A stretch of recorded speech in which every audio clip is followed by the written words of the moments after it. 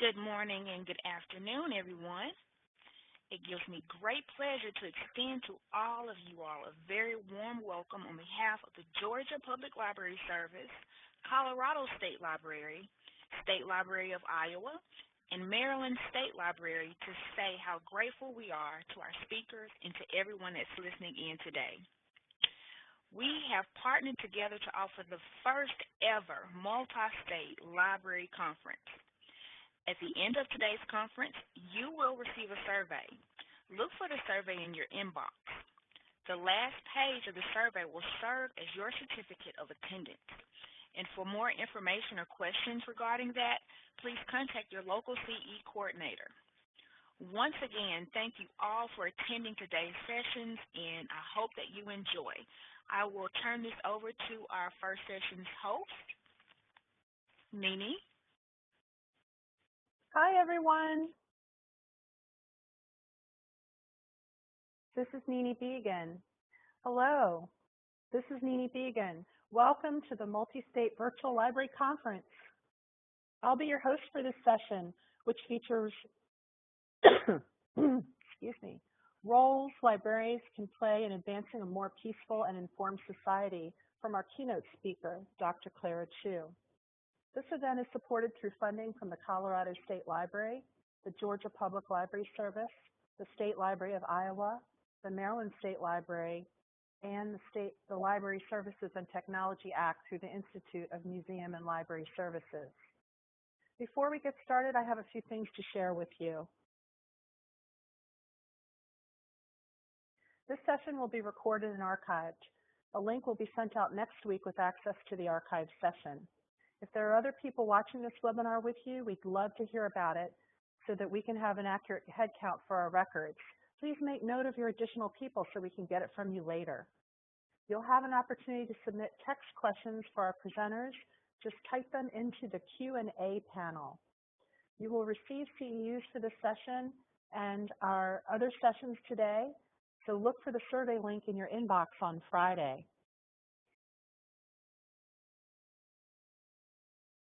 And now, I'd like to introduce Dr. Clara Chu, Director of the Mortensen Center for International Library Programs and Mortensen Distinguished Professor at the University of Illinois at Urbana-Champaign.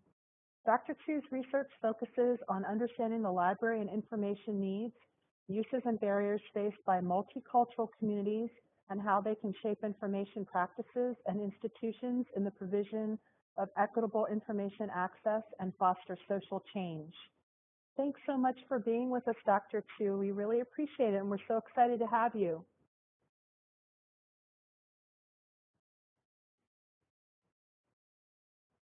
The four state library units that have worked together to bring this first unique conference of its kind, those who are from Colorado, Georgia, Iowa, and Maryland.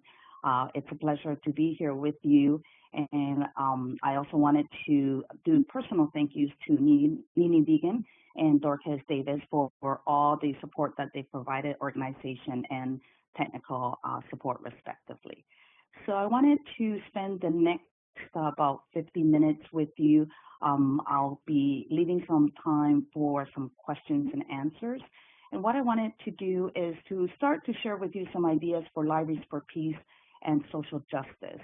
And this work comes about because of the mission of our center, the Mortensen Center for International Library Programs, which is a center that trains librarians and others who are interested in enhancing their library skills.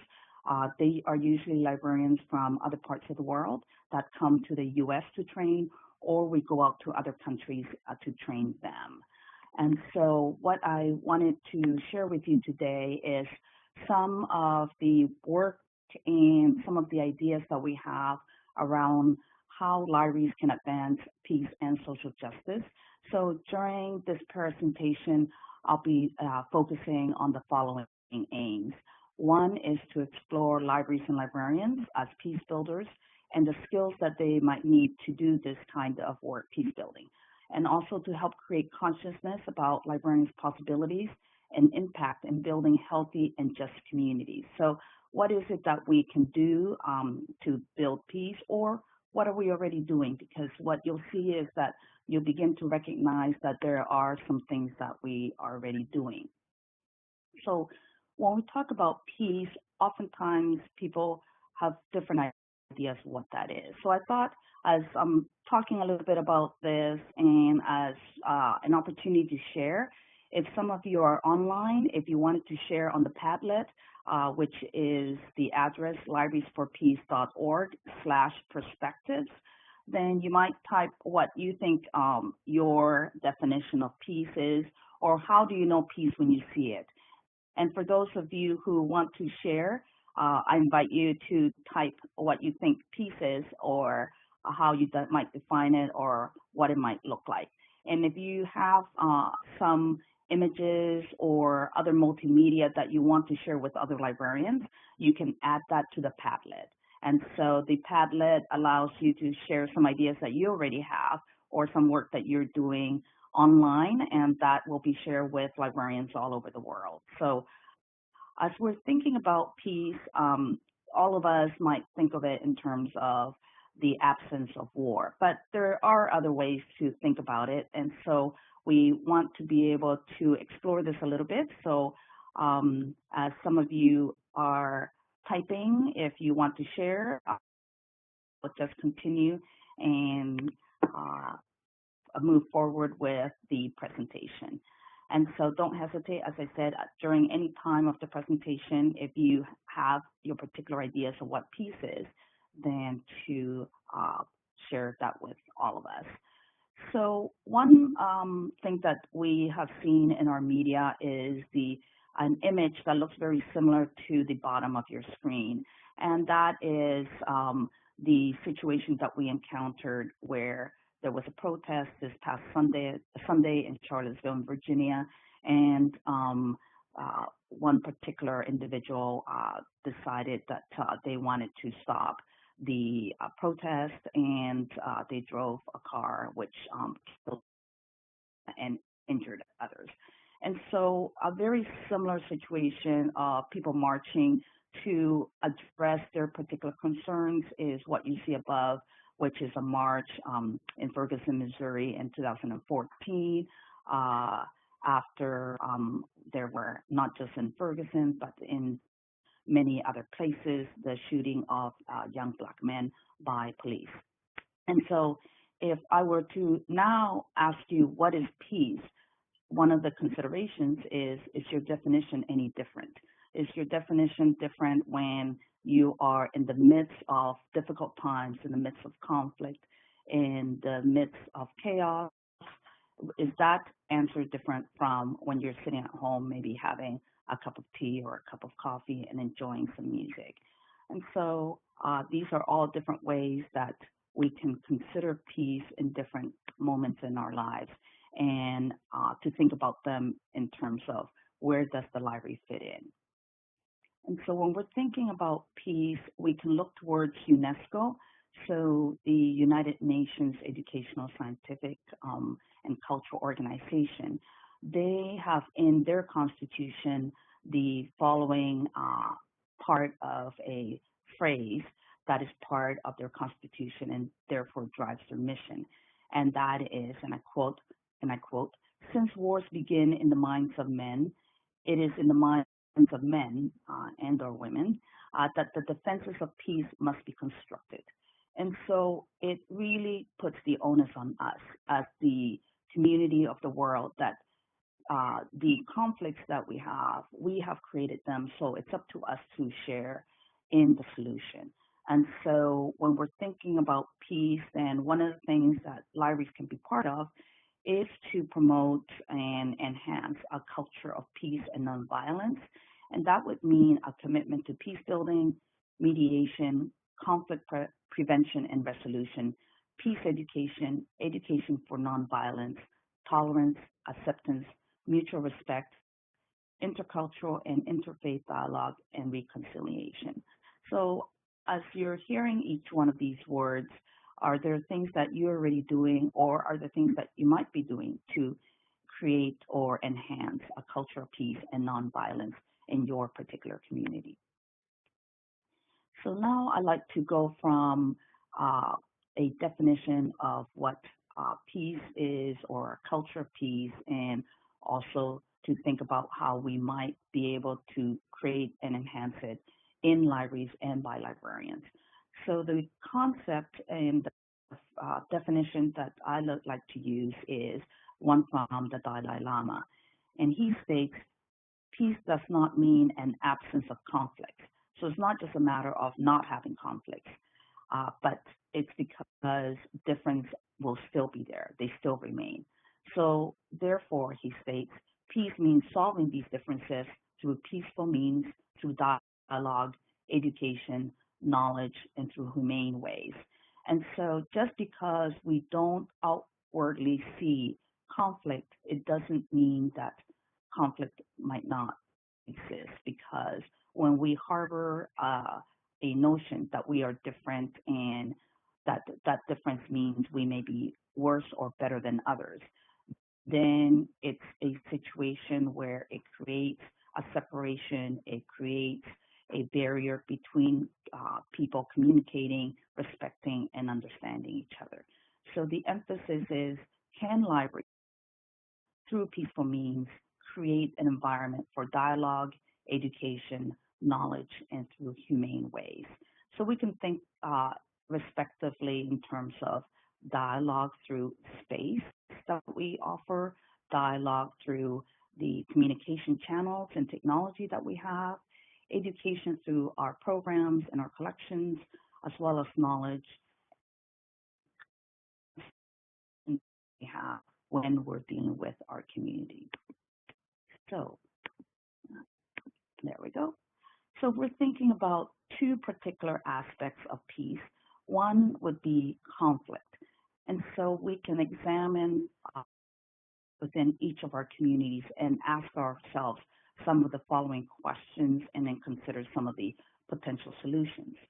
We might, conflicts exist in your community or in our community, and what exists globally. Because one of the things that we can do is, if there isn't conflict in our community that you recognize, there may be other conflict that we can learn about and experience globally. And so the question is, do you look for particular information about existing conflicts and whether they're locally or not? And so one way would be through media, but also zone in on areas where there might be personal conflicts, whether it's in homes where maybe individuals may be experiencing lack of respect, lack of access to resources, where there may be individuals that are experiencing violence, battering in the home. And so it's not just to look for those big stories of external experiences or external conditions of conflict, but also to look at what may be personal. Oh, okay.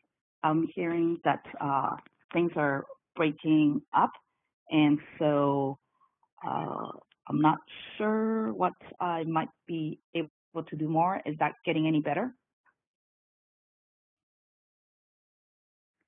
So I'll continue. Great. Okay. Wonderful. So one of the things that we can then begin to do is, if we are experiencing conflict, to not shy away from it, to bring it into the library in terms of conversation. One of the best things that we can do is, if we start that conversation where we can begin to increase understanding and different perspectives, then that becomes a way that we can really impact and reduce any particular hate or misunderstanding that can take place. And the library is a recognized safe place in many communities. And so the library would be a wonderful place to start and to have those community conversations and encounters. And also, libraries don't need to do this by themselves. There are other resources in the community, whether that community be a public library community, an academic library community, special library communities. We all can look to others for partnering to do the work of enhancing understanding, creating ways that we can learn more about others, in that way learn about ourselves and have safe spaces for that dialogue and learning to happen. So we will move to something else which is not external or something that's quite visible in terms of conflict, but to look at something that's more internal. So peace is also recognized as quiet or tranquility. And so what can the library do towards that? So one thing that we can do is to advance not just inner peace, but an ethic of caring and community peace and wellness. So the way that we might do that is by offering also, again, information and a space. We can offer yoga classes, opportunities for people to experience a moment of reflection. I have seen in academic libraries at the Illinois at the university. Oh, I'm going blank on the name of the university, but one of the universities, Northern Illinois University, that's what it is, NIU. It has a reflection room in its library. And the reason that it has a reflection room is sometimes people just need a quiet moment and a place to be, or it's also a place where some of the Muslim communities are going and using it as a room for prayer. And so it can serve various functions, and this is an opportunity where libraries can recognize different needs in terms of not just quiet place to study, but a quiet place to also reflect and just have a sense of being focused on mindfulness or meditation. And also part of quiet and tranquility is also an opportunity for libraries to learn how we can create healthy communities. So healthy communities meaning in terms of mental health as well as physical health. So there are both ways that libraries can help in terms of conflict and understand it, and in terms of quiet and tranquility. So how are libraries responding? So I wanted to share the example of the Ferguson Municipal Public Library after the shooting of Michael Brown in Missouri, Ferguson, Missouri. Then there was the grand jury that was held and a decision not to indict the police officer.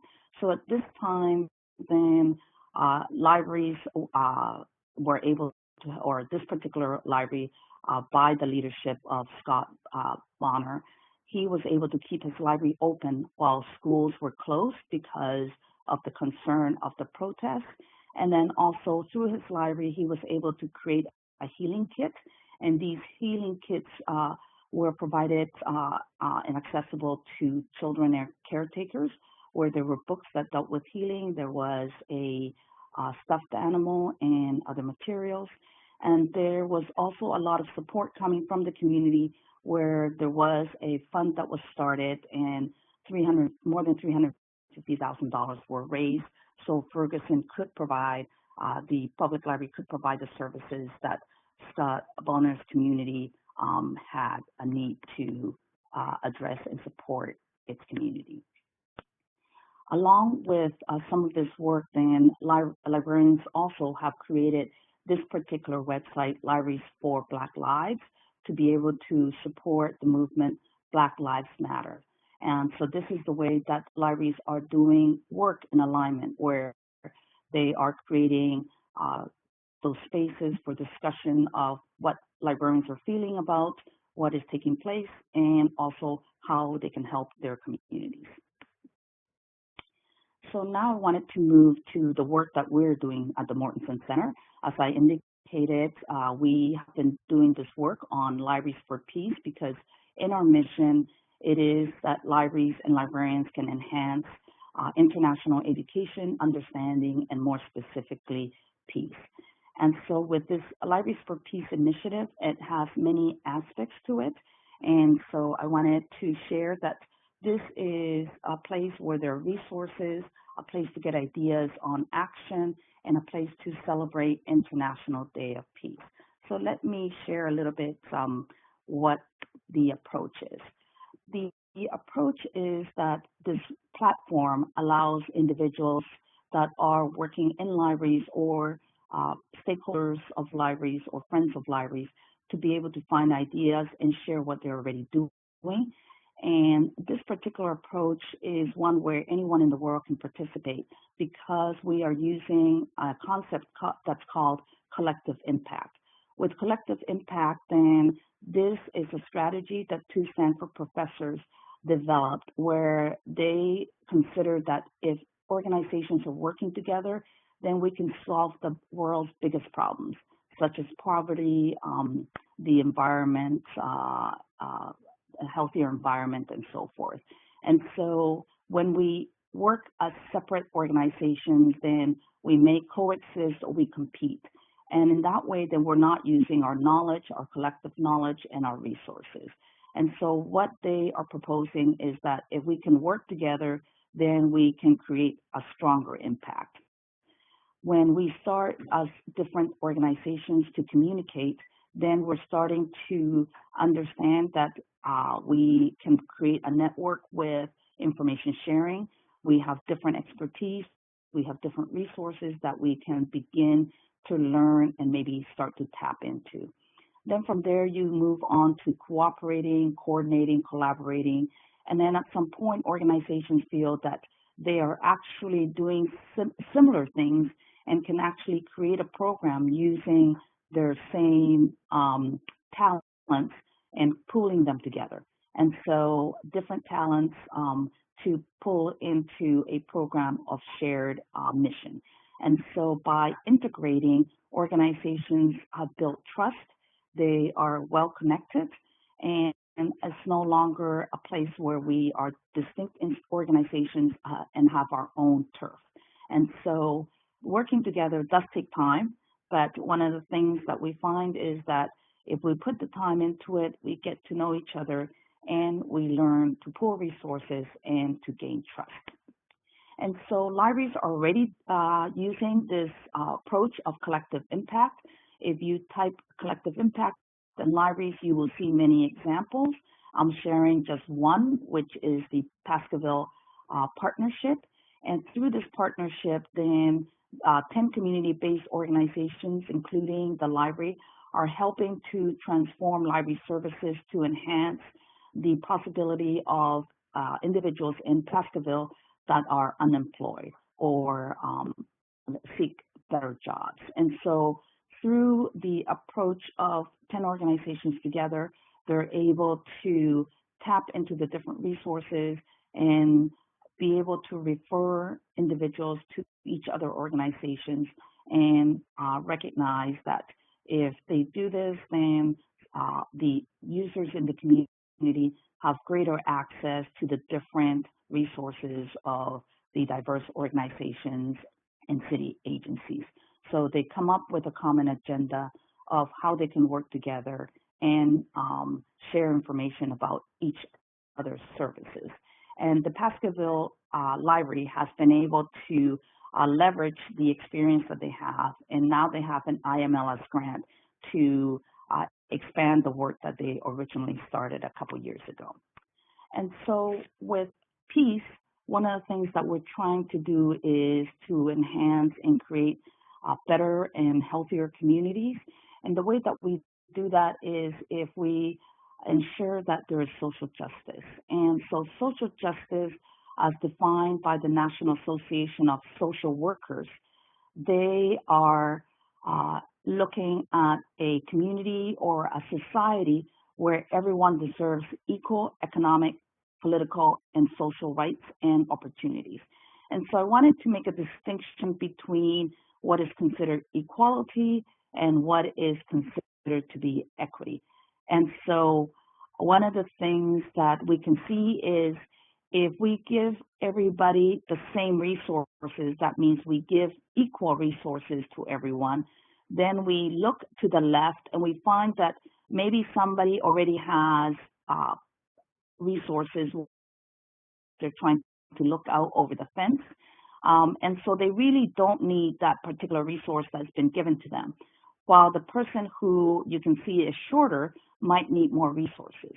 So to ensure equality, then our approach needs to be one that is equitable, meaning that to ensure that everybody has equal access, then it's not a matter of equally distributing the same resources, but to ensure that the resources are provided in an equitable manner. And so everyone does have equal opportunities and equal rights. And therefore, one of the things that is challenging is how do we distribute resources and recognize what one already has to be able to be equitable that leads then to equality. So that's something of a challenge for librarians because does everybody get the same number of books and do they loan them out for the same number of days, and do we allow for the renewal of books in the same way? And so one of is that some libraries, depending on the type of user, are allowing different ways in terms of access to our resources. Another concept that we can use, and one that I like to propose, is contributive justice. So when we're thinking about social justice, it's not the challenge of how do we distribute in an equitable manner so there is equality, but it is a concept that Paul Gomberg came up with, and that is that he focuses not on the benefits that people receive, like who is going to get what or how it's going to be distributed, but he focuses on justice being achieved when one gives to others. That means that if we all have the duty and opportunity to contribute, that means that there will be enough resources for all. And so this is a particular approach that I feel will work well, because instead of holding back and not providing because you think that you might not be distributing enough or distributing too much, then that if we all participate in our libraries and contribute to our communities, if we contribute less, then that's the best that we can contribute. But if we contribute more, then that's also welcome in all situations. So whatever we can contribute, that is the contribution that's appropriate from our particular libraries. So to give additional examples of what we're doing in the U.S. Regarding libraries and peace, one of the things we can do is we can get active in our local professional association and see what we might do collectively with other librarians. We can look at the ALA Library Bill of Rights and to look at how we can enhance the access and freedom to information. And so there is a lot of information coming from the American Library Association about freedom of information and equitable access to information. Then continuing to think locally, there are examples, if you look at our Libraries for Peace website, of particular activities, services that you can provide. This one example is of a reading list on unity and justice that's for youth. And so this is something that you can take advantage of and don't have to duplicate or try to create on your own. Then, as I indicated earlier, we also encourage libraries to celebrate International Day of Peace, and this is coming up on September 21st. And if you go to our librariesforpeace.org website, you'll see more examples. And then specifically this year, then we are encouraging libraries to participate in supporting refugee and immigrant integration and resettlement. And in this particular case, it is aligned with this year's United Nations celebration for International Day of Peace. The theme this year is Together for Peace, Respect, Safety, and Dignity for All. As we know, refugees are in a precarious situation as they're trying to find freedom and security, and many who are seeking asylum don't necessarily have a safe place to go, and it takes years and many years sometimes to be able to place them in a particular country by the United Nations. And so for someone to go from asylum seeker status to refugee status and to be potentially placed in the US or Canada or another safe country, it can take a long time. And so that's something that we may not be aware of, but information through our some of our activities through Libraries for Peace, and I'll share with you in a second our Project Welcome, then you'll be able to gather resources. So to celebrate International Day of Peace, we would like to encourage you to visit the Libraries for Peace website where you can share your celebrations. By sharing your celebrations, libraries around the world can learn from what you're doing, and also anyone who is interested in attending your events can find those events. We are sharing in an announcement that we made recently to encourage librarians to celebrate peace, 3 ways that you can do so, and that's through dialogue, through working on particular projects, and as well as to integrate peace into your programs. And if you are in library and information science education, to integrate that into the curriculum, or as teachers to integrate that into the curriculum. And then the United Nations is promoting 3 ways that the individuals or institutions around the world can celebrate peace. And so that is a minute of silence on September 21st, to welcoming and helping refugees, to also participating in a student video conference on September 15th. So as I indicated, there are a lot more other ideas in the Libraries for Peace website. Then I also wanted to share this particular project. The University of Alberta in Canada, students in a particular class, they decided that they wanted to learn more about Libraries for Peace and to also develop resources that they could leave for other students. So then students could also be considering how in the LIS field, and as they are studying to become library and information professionals, they can also be learning and enhancing peace through libraries and other cultural heritage institutions. So you have the URL there. Okay, so when you go to librariesforpeace.org, you'll be able to also identify some of our other activities, and I wanted to share some of those. So one is Project Welcome, and Project Welcome is an IMLS supported activity. So we have a grant that we are collaborating and doing the activities with the American Library Association.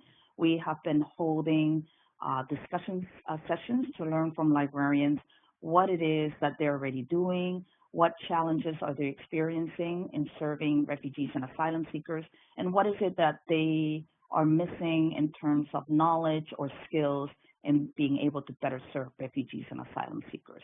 And so we are in the 2nd year of our grant, and we will be coming with recommendations and an action agenda when we are finished with this grant. Also, at the last American Library Association conference, we were also able to share the Public Library Services Guide that we've developed to get input. And so we will also be publishing a Public Library Services Guide. There's a question of whether the slides will be available. And so I think if you wanted to get the slides, we can send you a PDF version of them, as well as you can listen to the recording again as another way to access the slides if you're not able to get them immediately. Our second project is called Community Library Interaction.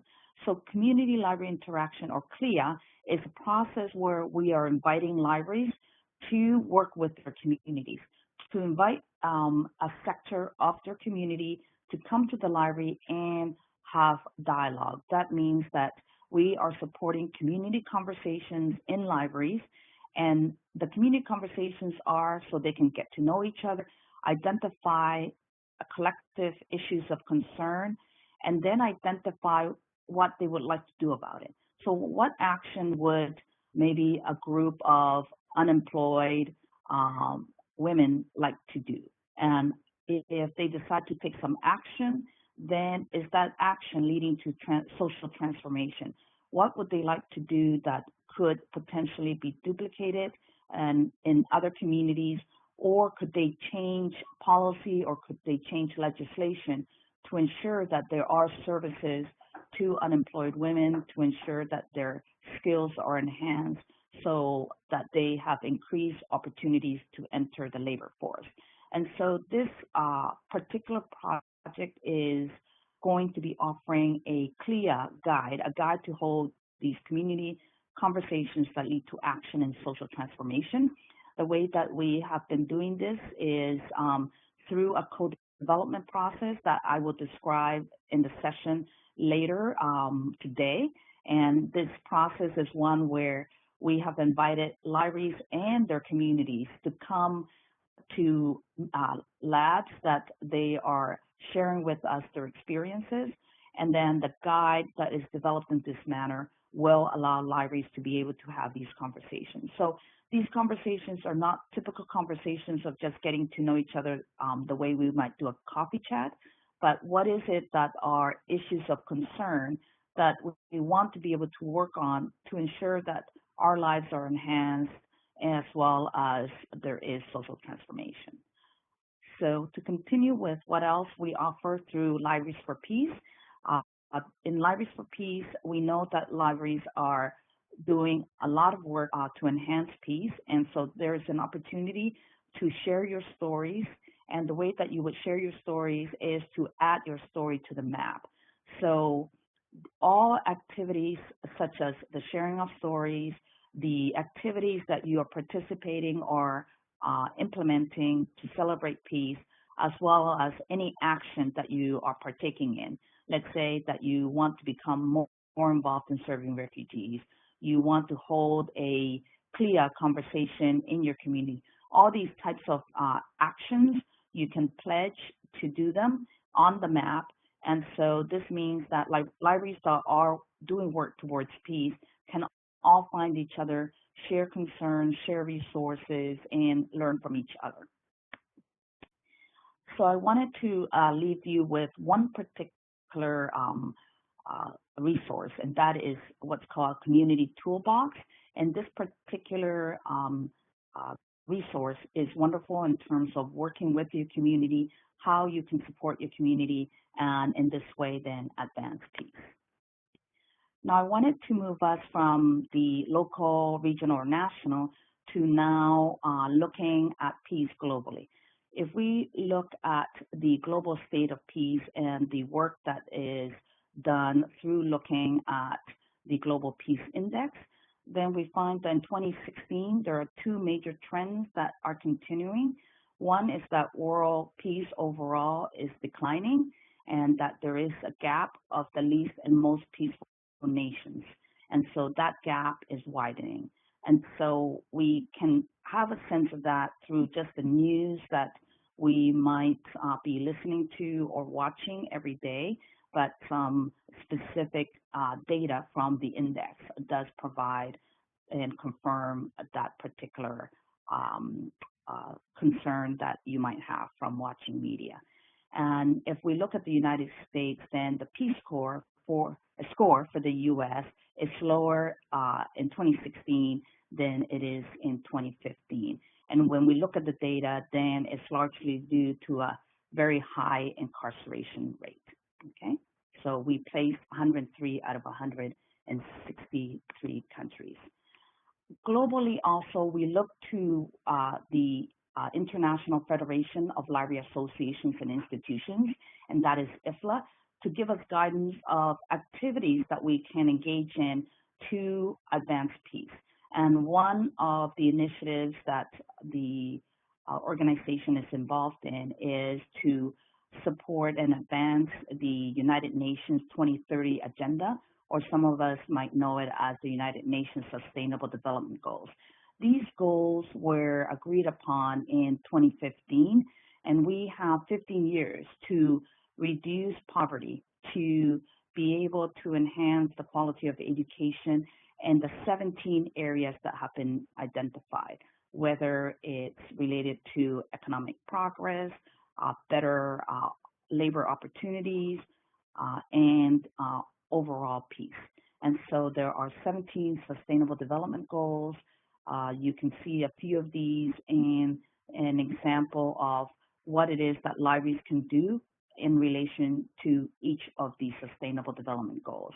If you go to the IFLA website, then you'll find what other countries around the world are doing to advance the 17 Sustainable Development Goals.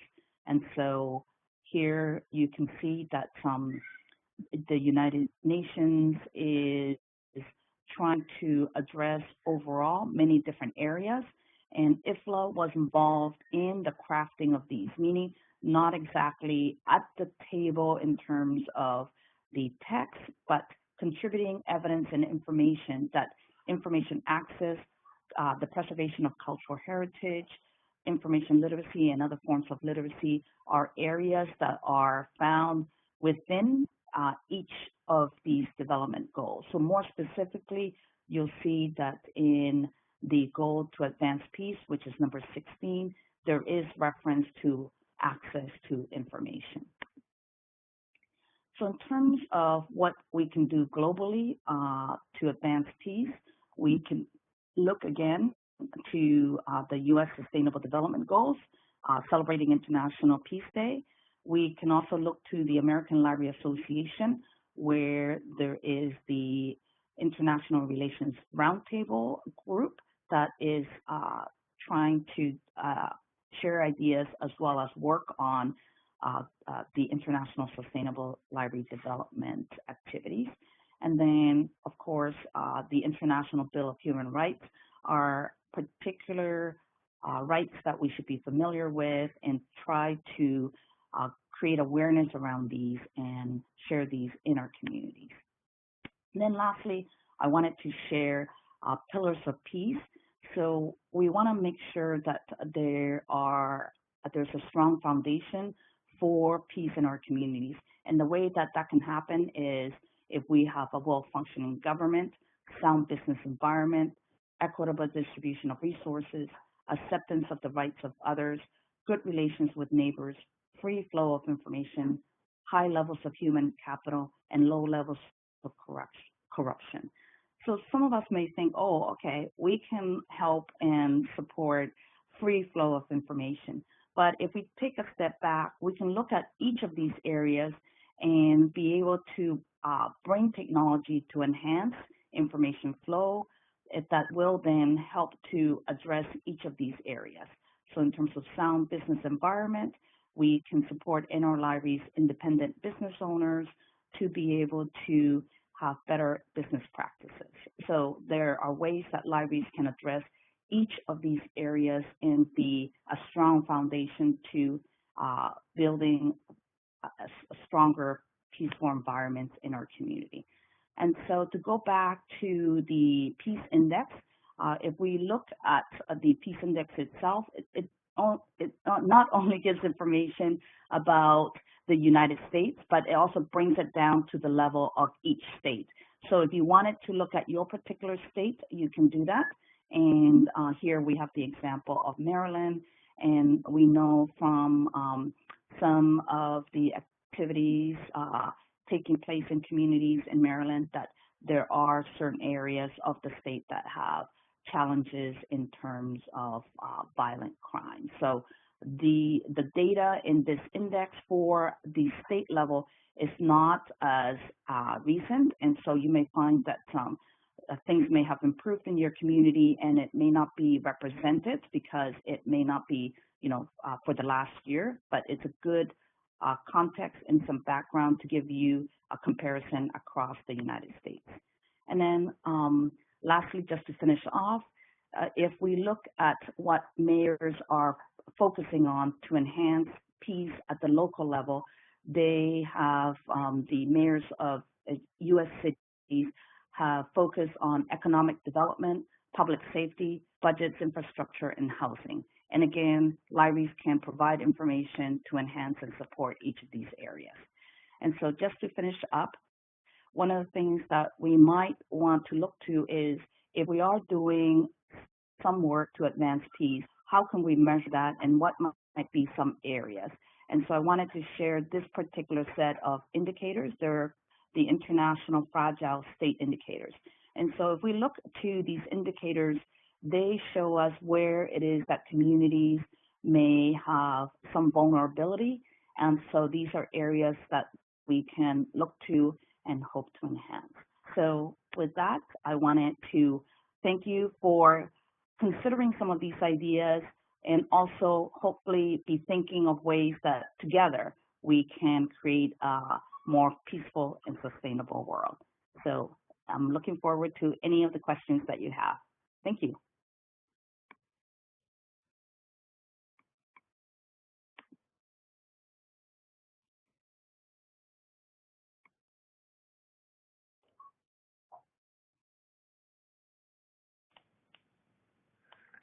Hi, everybody. I just want to thank Dr. Chu so much. That was very interesting. I think we're all thinking about that a lot right now. And but I'm going to ask people to please go ahead and put your questions in chat. I can see that we already have one for you, Dr. Chu.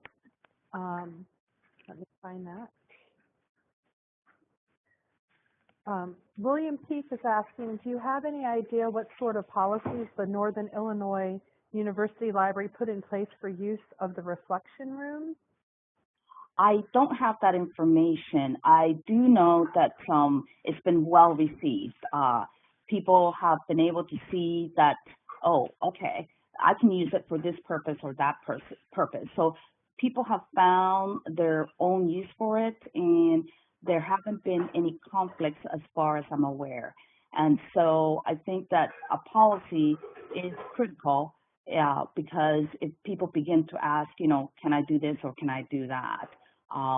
When you have a larger library, it's a medium-sized university, and I think that they have maybe closer relations with their users in terms of maybe seeing a lot of the same users that they're able to communicate with. So in terms of a policy, okay, I see that someone found one, so that's great. I didn't have a chance to check it. But policy is always important because people do ask about the extent of use. Thank you. We're getting a lot of comments in chat about how very informative this has been. I have a couple of questions. One is, what suggestions would you have for us that are hearing this for the first time in terms of being able to take it back and sharing it with people at our library? What are some things? What are some things we can do to kind of get things going? Okay. So I think that what's important is to look at what one can do through a different taking different directions. So one, of course, is always celebrating. I think people appreciate being able to come together to recognize what it is that they can do and to bring awareness to the issue of peace. And so one would be to find a way to celebrate International Day of Peace. And if you go to the website, there are examples from all over the world. And one example that is being promoted by IFLA is how you can create a book and bring people together of different backgrounds and to use recyclable material to do this. And so there are things that one can do together to bring dialogue as we are creating something. And then there are the very pragmatic things that I think are important and that are creating challenges in people's lives. So when you don't have a job, then that creates tension in your family, and then that tension can lead to conflicts and fights in families. And so to be aware that there are situations in our communities where we want to be able to provide information services, but then look to see if we can bring people who are having these challenges together to start to talk, not just to say, hey, I can help you with, filling out a job application, or I have the technology, but what is it that they're experiencing and what makes it difficult for them on a day-to-day experience. So hearing those personal stories that allows them to really work on those issues, not because you have all the answers, but to know that someone is asking them and that if they are talking with others, that they can all help themselves. So I'm going to be talking more about that particular approach later on when we talk about CLIA. But the celebration, the providing information and engaging communities, and then to talk and pragmatic things, the things that are creating challenges in people's lives so they can create not just internal conflict where you don't feel at peace with yourself, but they create conflicts with other people in the community or within a family. And so I would pay attention to all of those things. And then if we are in communities where we already know that there may be conflicts, so maybe in the school, the local school, there are two factions of students or students not getting along, then is there a way that you can have a particular program that talks about these issues, maybe not necessarily for the youth themselves, but maybe we can start with the parents. You know, how do adults feel about this? And all of this impacts the community. So one of the things that I want us all to think about is that these issues don't impact just the people that are involved, but they impact the whole community. And so when we have a community conversation, then is to invite others. So if there are problems at the local school, then is the local parents as well as others in the community. What are the people's concerns? What questions do they have? And how can we help each other understand these issues? And then we can have those separate conversations with the young people and then let them share their experiences. Thank you so much. That's quite an answer. It's many different things that we can do. And one thing that I find so encouraging about what you share is it helps us recognize first what we're already doing to contribute to peace and social justice, and then helping us think differently about how we can facilitate our community in helping themselves while also being a resource, and then looking at our community needs and seeing what programs we can do in terms of peace. I'm really looking forward to hearing your presentation this afternoon so we can dig a little deeper. Are there any more questions that people have? You can put them in chat or in Q&A. We have another minute or two. See some really great comments in there about peace. Mm-hmm.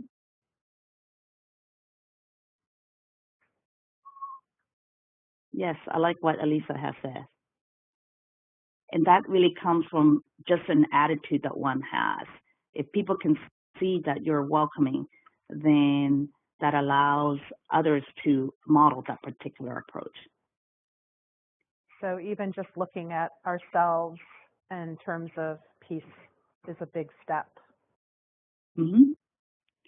And then I also wanted to highlight Michelle Brandstedter's comment, and that is that when we have freedom in our communities, at least in this country, to not just think about it, take it for granted, but to think about that different people have different ways that they look at the world and the culture that they practice or the religion that they practice. And so it comes down to not thinking, you know, this is the better way, but why is it different and why does it work well for other people, or for them what might be improved because they could learn from us or we could learn from them.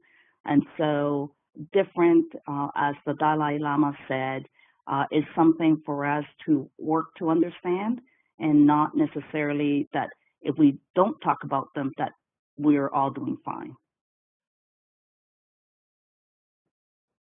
Thank you. And with that, that brings to mind that if we are able to think about that, then maybe we can also connect that with what you taught us about equity and equality, so that we have a better understanding of where people are coming from and what their needs are and what we can do to meet them. Mm-hmm. And I see that there's some comments coming in.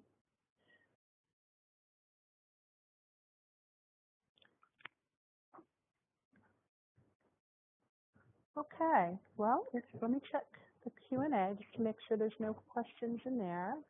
And at this point, I want to say thank you, Dr. Chu, for being here today, and thank you everyone for attending and participating in this webinar. If you have any other questions, please don't hesitate to contact your state library's continuing education or staff development coordinator. And once you leave today's webinar, you will receive a survey on this presentation, and we would appreciate it if you would complete that with your feedback. Again, the last page of the survey will be a certificate displaying credits earned. Thanks all, and be sure to stay logged in for our next session. And we will have Dr. Chu. Thank you so much for joining us again at 2 o'clock. Up next is our inclusiveness panel that is starting at the top of the hour. So stay tuned, everybody, and we'll get started in a few minutes with that. Thanks again, Dr. Chu. Thank you. And thank you all for those who contributed your definitions of peace on the website.